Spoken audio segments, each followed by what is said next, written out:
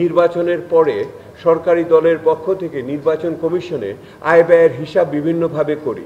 সঠিকভাবে মাত্রার ভিতরে ব্যয় হলো কিনা এটা সততার সাথে হিসাব করা উচিত।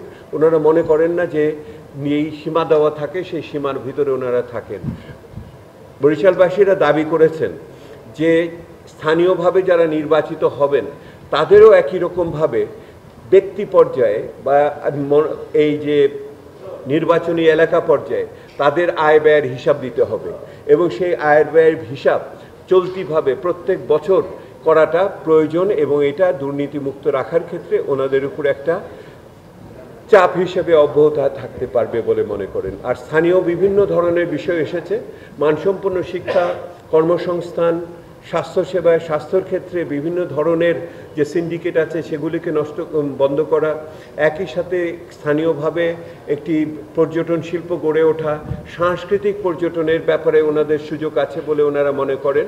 একই রকমভাবে প্রাকৃতিক দুর্যোগ মোকাবেলা করা বর্জ্য ব্যবস্থাপনা ইত্যাদি বিষয় এখানে সেইভাবে উঠে এসেছে বলে মনে হয়। জ্বালানি নিরাপত্তার বিষয়টিও কম গুরুত্বপূর্ণ ছিল না। যোগাযোগের ক্ষেত্রে পদ্মা প্রকল্প হওয়ার পরেও এই এলাকাতে সেইভাবে জ্বালানি না থাকার কারণে শিল্পায়ন অগ্রগতি হয়নি বলে ওনারা অনেকে মনে করছেন। আমি সাধারণভাবে বলি, বরিশালে যে বিষয়গুলো উঠে এসেছে সেটা আমাদের সিলেট রাজশাহীর বিষয় থেকে খুব ভিন্ন কিছু না।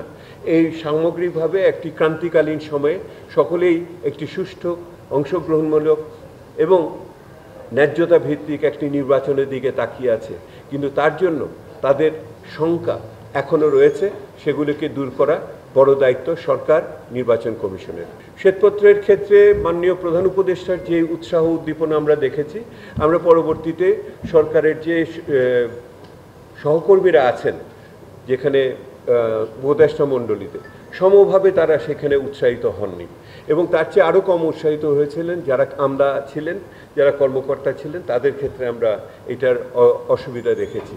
সেই জন্য আমাদের কাছে মনে হয়েছিল এইটি নির্বাচনের সময় এই অসম্পূর্ণ সংস্কারের বিষয়গুলোকে আমরা নির্বাচনী ইশতেহারের ভিতরে নিয়ে যাব এবং সরকারের যে বাকিটুকু সময় আছে তাদের কাছে চাপ সৃষ্টি করব কোন কোন বিষয়গুলি এখনও সংবিধান সংশোধন ব্যতিরেকে কার্যাদেশ দিয়ে সমাধান করা সম্ভব সেটা স্বচ্ছভাবে করা এবং সেটাকে লক্ষ্য রাখার জন্যই আমরা রিফর্ম ওয়াচ করেছি।